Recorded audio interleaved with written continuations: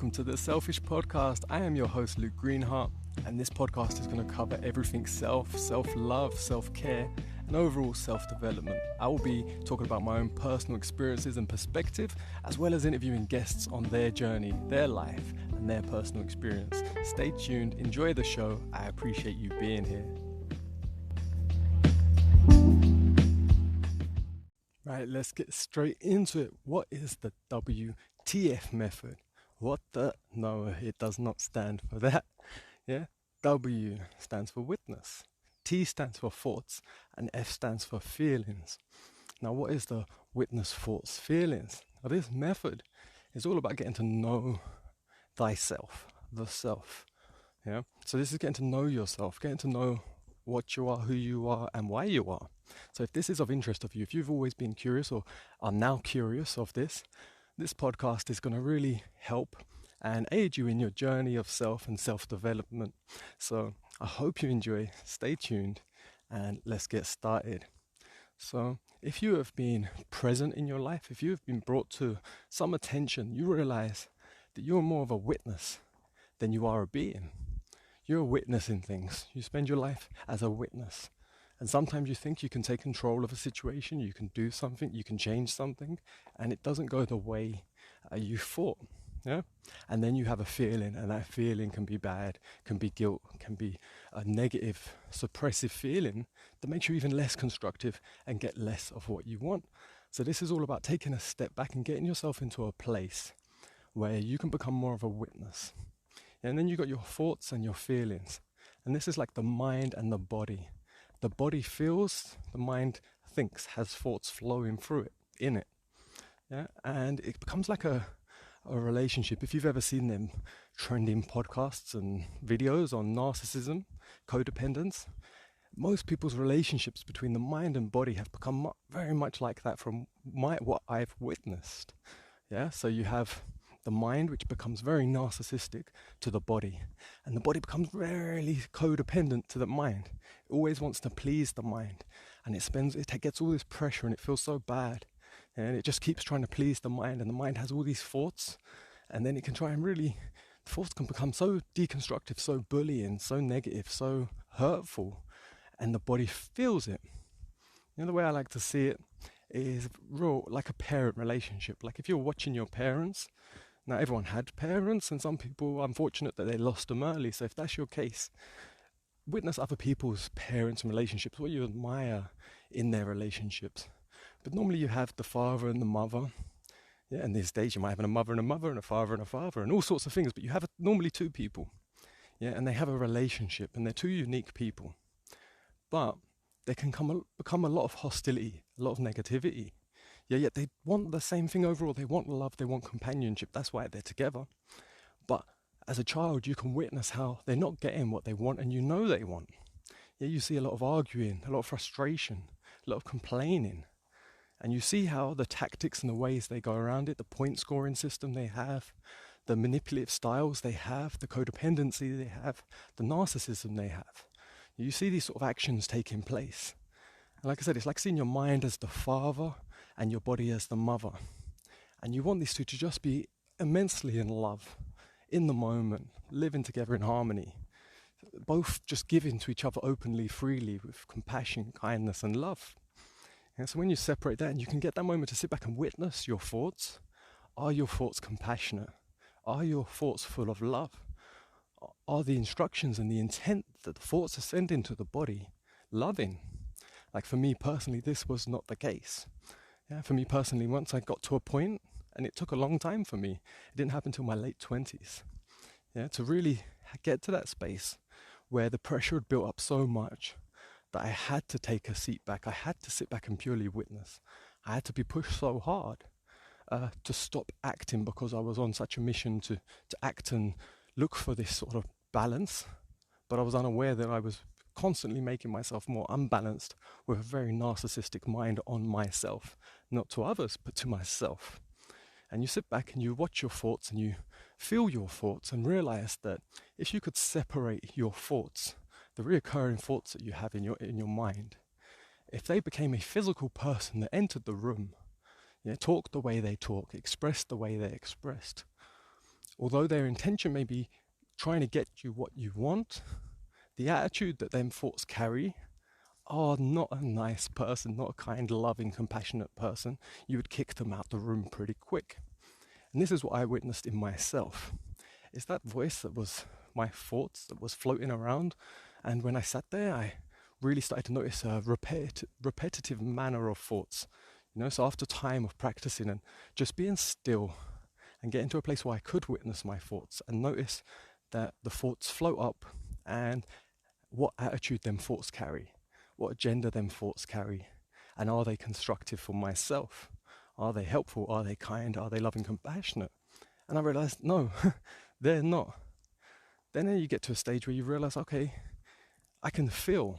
Now, I cancelled off a lot of my feelings because I went through a very traumatic childhood, traumatic experiences through pretty much my whole life. But because of the early stages in my life when I was a very young child, from like 7 onwards, became so traumatic, I got to a point where I cancelled my feelings and set intentions within myself that I'm not going to feel my feelings. They're just meant to be this way because my life is this way. My life is traumatic. My life is horrible. My experiences are horrible. Anyone in this situation is going to feel how I feel. So until I fix this, I should feel this way. And I carried this attitude for many years, 20 years. And in the background was this horrible depression, this real deconstructive, unactive energy that was keeping me so repressed, so stuck, and just not enjoying life. Even when the good moments come, they were so short-lived, so hard. I didn't get to really appreciate any of the actual really good experiences I had. Because it was just until I fixed my major issues, I'm meant to feel slow, I'm meant to feel down. And as I got into my early 20s, chronic fatigue came up, insomnia. My body was crying, screaming, because it's been abused by the mind for so long. Because of how the mind interpreted the environment and how it thought what should get done. Whereas the body has a feeling. And we often go, thoughts and thinking is much more important than feelings, because we only associate feelings with emotions. Now, I want to separate your emotions and your feelings, and you have an intuition, a reactive part of yourself that's able to feel and sense, and that senses the environment, and then the thoughts, and these two intertwine and create how you have emotions. So if you can hold this thought and process this, get yourself into a state where you can witness this. Now, to get into a witnessing state, this really takes getting your body and changing your nervous system. So you have a nervous system, and this starts from the center of your spine, your spinal cord, which is part of your brain stem. And all the nerves flow off this. And this is the first thing when you're created, when you're born, the first thing that appears is that spinal cord, then the brain, and then all the organs come off of this spinal cord like fruits. But this is the first thing. And if you look at the structure of the body, if you look at the bones, you have a skull and you have a rib cage. And these are the only protective bones that are encasing organs to protect them because they're so important. Now you can look, if you're a guy out there, you have testicles hanging down and they don't have a rib cage. They're not protected and they're precious. They're sensitive, but they don't have it. Whereas your rib cage, you have a cage to protect your heart, to protect your lungs. You have a skull to protect your brain, because these things, if they get damaged, can change everything. Now your spine, if you've ever thought about your spine is the bone casing that encases your spinal cord. And if you look at the anatomy, it's actually it's stronger, thicker, and even has so much more capabilities than the rib cage and the brain in terms of strength and structure, because it's trying to protect something so important that if that gets damaged, you're in big trouble.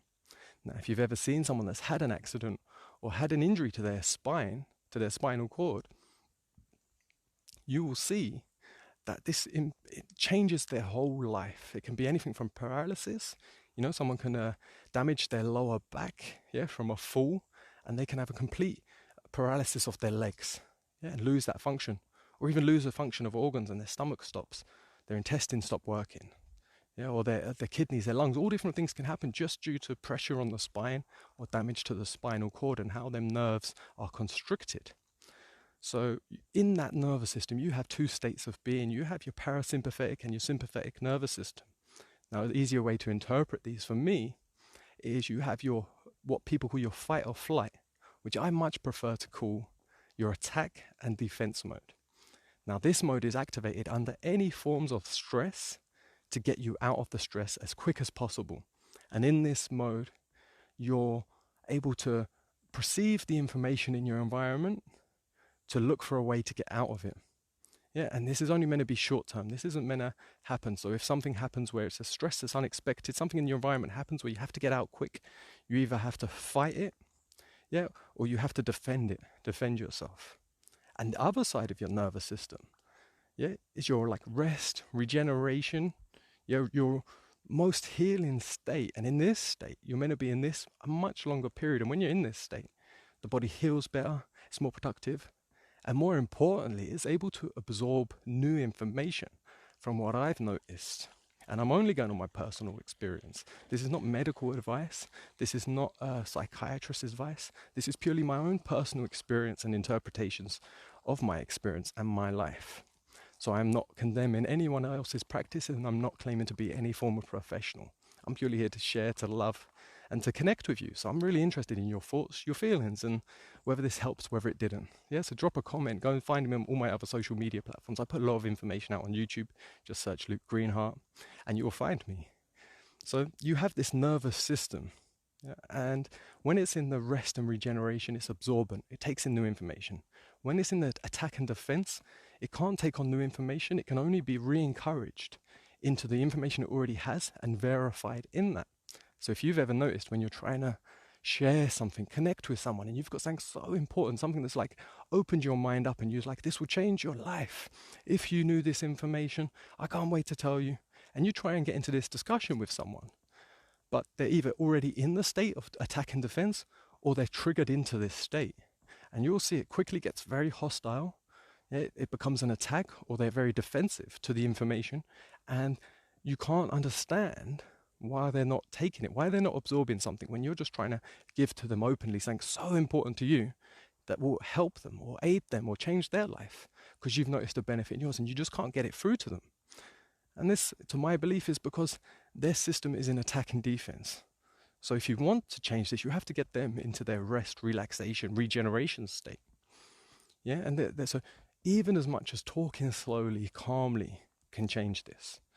Yeah, but if someone's had a lot of pressure in their life and their thoughts are chaotic and their stresses are constant, and who doesn't have constant stresses in their life? Yeah, most people are all in attack and defense full time. And when you're in this state, your body gets tired, it gets drawn in, it doesn't take in new information, it becomes a bit stagnant. Illnesses come up and cause more stress. Yes, you just can't get it. And I've found the best ways for myself and people that I know and have witnessed have a change and absorb new information and have a better life, have more joyful experiences, even during chaos, even during stress, is when they've been able to practice methods to change their nervous state. Now, there's several different practices that I found beneficial. And for me, it started with just physical training. That really helped. Just going and exercising, walking, moving, keeping my body in a movement, and just trying to clear my mind, just to be in nature, to take a walk.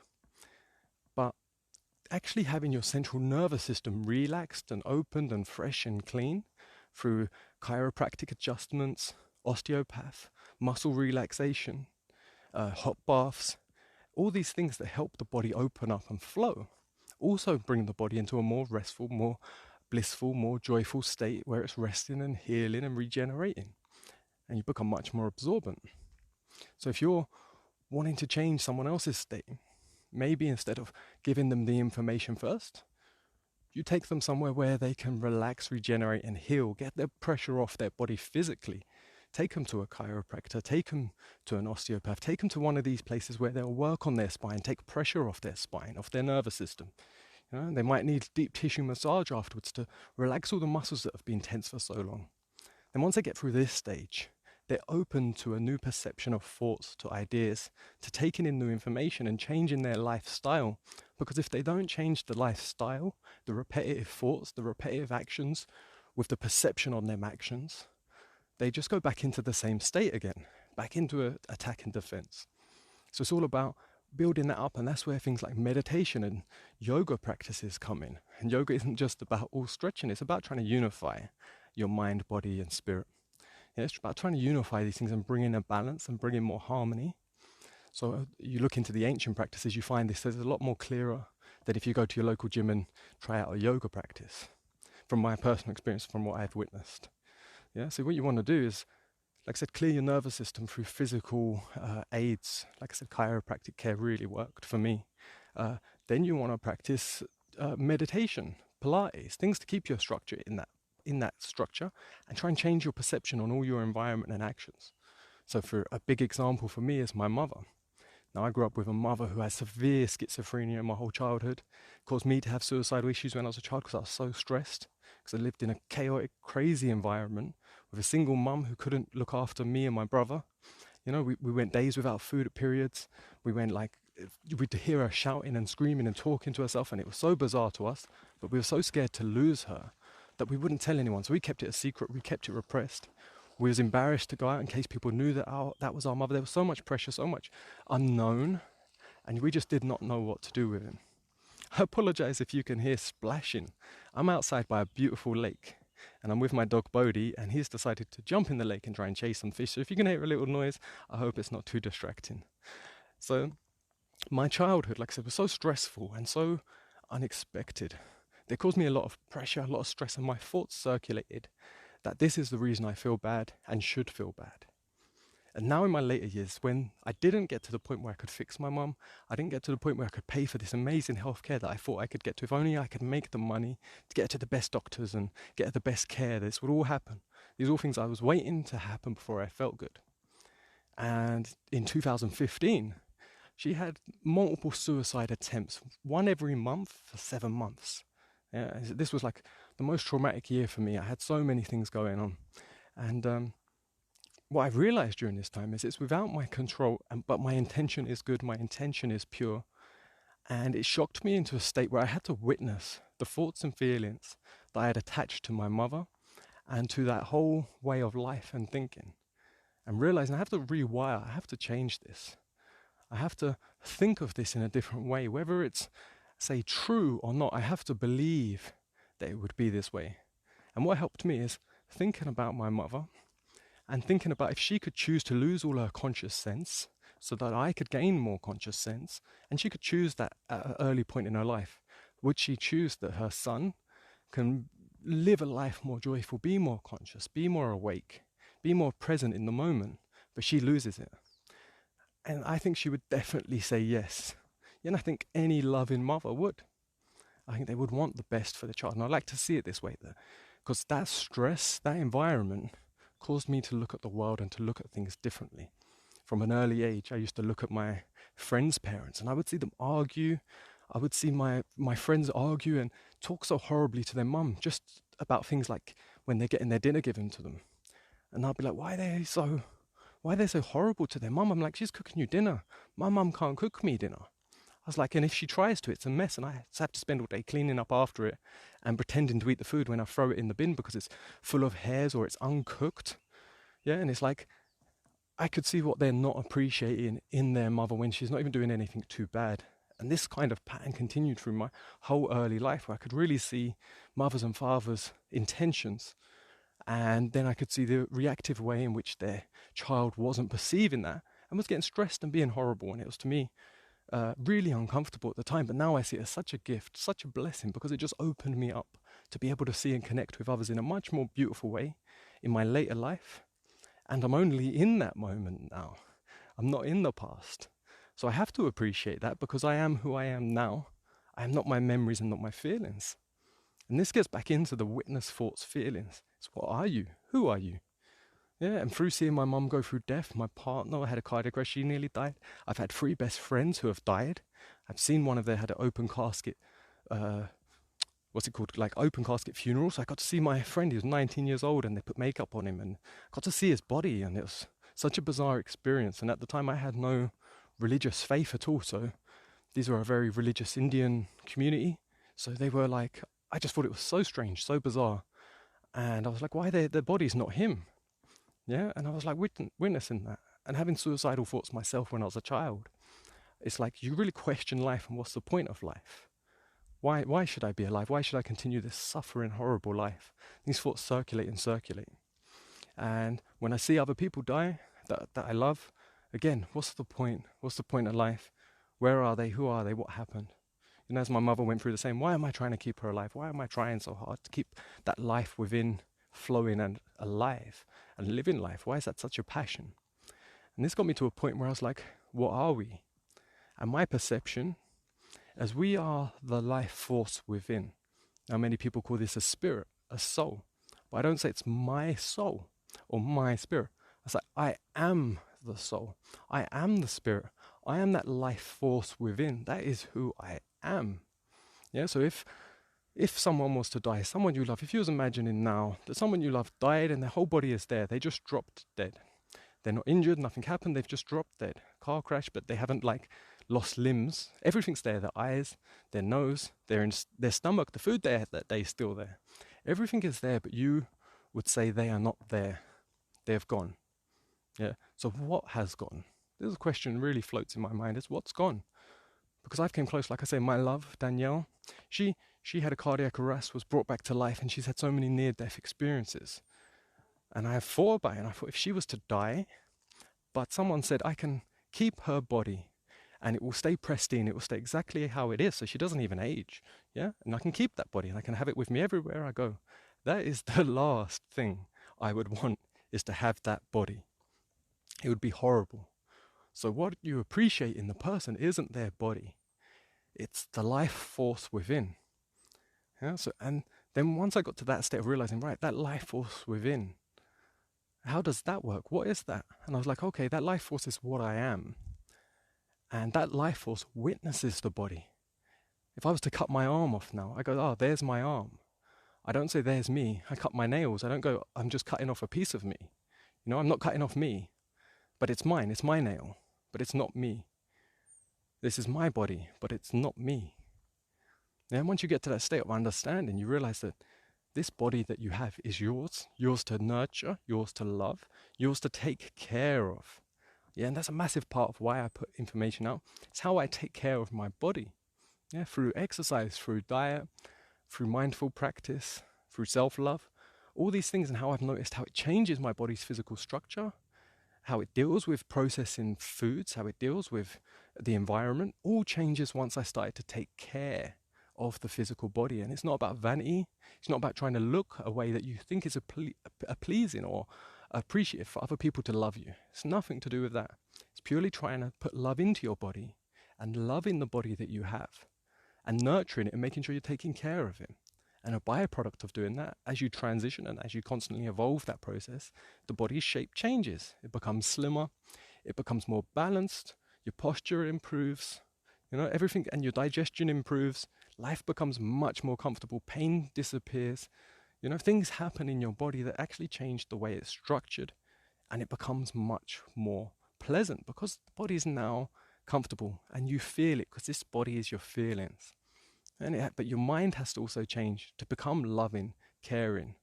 If your mind is not giving unconditional love to the body, yeah, there's a discomfort there because that's all it needs. It's unconditional love. And the body is so happy to serve the mind back with that unconditional love.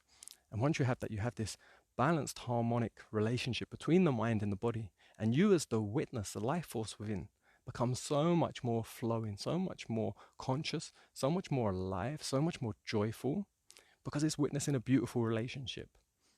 And then you'll go into multiple experiences. You'll live your life in experiences in the moment. And in that time, you'll feel good no matter what's happening. Now, obviously, this is a practice and takes time, and some crazy things can come into your environment, like we've had in the last couple of years with COVID and lockdown. Things can happen externally, and you'll see a lot of people go through so much stress and pressure. But to me, it showed that I don't have control over that external environment. But through my practices over the last years, I've been gaining a control within over how I feel through self-love, through self-care, that even when the environment became very stressful, my body didn't react to that environment in the same way I saw other people's. I was able to stay joyful. I was able to still be in the moment and be loving, be kind, be compassionate, not reactive and stressed. I wasn't going into attack and defense. I wasn't becoming really defensive. I wasn't attacking anyone. I wasn't attacking myself. I was constantly taking in new information and processing it and digesting it knowing what's my truths and what's not, and being able to just be present. And when I meet people, I'm able to connect, to share, and have the most beautiful connections that I've never thought I would have. I've connected and shared with people. I don't meet a lot of people because I live a very isolated life in the way I am. I like to be in nature. And the people that I do meet, we can go within minutes into the most deepest conversation about life, their experiences, their feelings, and have these such depth to our connection. And you feel like this is someone that could always be in your life, or even if they're not, you're so appreciative of just having them there in that moment. What a beautiful experience you got to have and to share and to connect. And you carry that with you afterwards of just like, what an experience. I can really appreciate that. I'm so grateful for that. And this just keeps your body even more harmonic, more pleasant.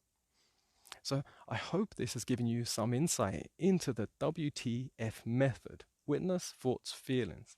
Like I said, if you want to practice this, if you want to try and get yourself into this state, if you're looking to be more joyful and more productive, and this is what I care about. I just want to having had chronic fatigue, I'm really aware that I just want to make sure I have a lot of energy. Having had a lot of depression, I don't want to feel that. So I just want to feel joyful. So I'm constantly looking to find ways, and I'm constantly on a transition and an evolution of finding better ways, faster ways, more optimum and effective ways to stay joyful or become more joyful, and to increase my productivity and my actions, and keeping that sustainable. Because obviously you can take substances that give you short-term joyfulness, short-term energy. Yeah, there's lots of drugs out there, ecstasy and cocaine. If you was to take a load of that, yeah, you'd have loads of energy and you'd feel unbelievably joyful. But it has no sustainability. And you also see lots of ups and downs with it. It's too much of a strong peak up and a strong peak down. I want sustainable growth that will continue to grow. I want to continually grow in my productivity. I want to continually grow in my joyfulness. I want to sustain it for a longer amount of time. And that's what my life is about looking for. That's what I have passion for finding. That's what I enjoy researching, and what I love sharing, and exactly why I'm making this audio for you. So I really hope you enjoyed it. Like I said, think about your central nervous system, bringing yourself into a relaxed, calm state. And once you get into this state, start to witness your feelings and your thoughts. Like I said, the thoughts are first. It's much easier to witness your thoughts before you truly witness the feelings attached to them thoughts, because it's more reactive. It's what thoughts you hold and how you react. One little thing you can do that may help is, once you get yourself into a really relaxed state, like I said, have a bath, go see a chiropractor, lay down and deep breathe, get your body as relaxed as possible. You can test your heart rate and check it's dropped to 60 beats or less. If it hasn't, your body is actually in a stress state. You can measure this. So you want your body to get into a really relaxed state. And once you're in this state, you close your eyes and you just breathe, and you see what thoughts appear within your mind, within your field. Yeah. And if you do this multiple times throughout the day and then multiple times throughout a week, you'll start to notice recurring thoughts that seem to just appear, and you don't know where they came from or why they're there, but you notice that the feeling attached from this is deconstructive. Like I said, if you separate it and it becomes a person that walked into the room while you was relaxed, you would want someone to take them out or kick them out. You would not be happy. If you was in the most relaxing environment and that person come in and said them words to you in that tone, in that way, it would ruin your relaxation. And then you realize, if this is floating in your mind, in your field constantly, all the time throughout a week, this is why you're not feeling constructive. This is why you're feeling a certain way. And then the witness can send intentions. So you put in yourself the intention to change these into loving, compassionate thoughts. And you may have to think about this and write them down. But write down your reoccurring thoughts. Take a week, take moments throughout the day to get yourself into a relaxing state, to witness your thoughts, write them down, and see if you can notice a pattern in the most reoccurring thoughts, the two most reoccurring thoughts you have that week. Then you'll sit there and you'll try and work out how you can change them thoughts into a loving, compassionate thought. And you may have to affirmate and read this out loud. You may have to constantly just say it in your own head to yourself. Yeah, but just even seeing it and realizing it and having that realization. For everyone is different. Everyone is unique in how they interpret and how they process is different. But if you can rewire and change the way your inner thoughts are floating and which ones you hold, which ones are the strongest and which ones reoccur the most, to kind and compassionate ones, you will then see that the feelings change. The feelings love being loved, and you feel more loved. You feel more joy. You feel more bliss. You feel in a much better place. And when this harmony starts to happen, you start to witness it. And then you start to be able to act on your intentions, and you start to do what you want to do, act how you want to act, feel how you want to feel. And then you realize you actually have a control over this system. So, like I said, you can drop a comment. You can send me an email if you wish through greenheartcontact@gmail.com. You can go to my website, lukegreenheart.com. You'll find more about me, my mission, with more contact links. You can go on YouTube and you can see my videos where I put a lot of videos trying to explain this information in more depth. And I just want to share and connect with as many as possible. So this path of self-development isn't a lonesome one. I think we can be on this journey of self-development. And I call it development, not improvement, because an improvement is almost like something isn't right, whereas development's like you're becoming more developed, more evolved. And however you was meant to happen to get you to where you are, to learn what you need to learn. So you're not stuck in feeling like your life's all been mistakes, burdens, it's all gone wrong. Because again, this can cause reoccurring thoughts that aren't constructive and loving and kind. So it's about seeing your past experiences as meant to happen. What can you take from them? What gifts were you given in them, especially the traumatic ones? And how you can use them now in the current moment to rewire your thoughts, to feel different, and therefore to act different, and to live life more beautifully, more harmonically. Yeah, to share, to have more compassion, more kindness. And when we all have this, you can only see a much more flourishing, beautiful world and how things will change for the better. I love you for being here. I appreciate you for listening. Have an amazing day. And please contact me in your thoughts on this, what you think, what you feel, and how this worked for you. Much love, and I'll see you in the next episode.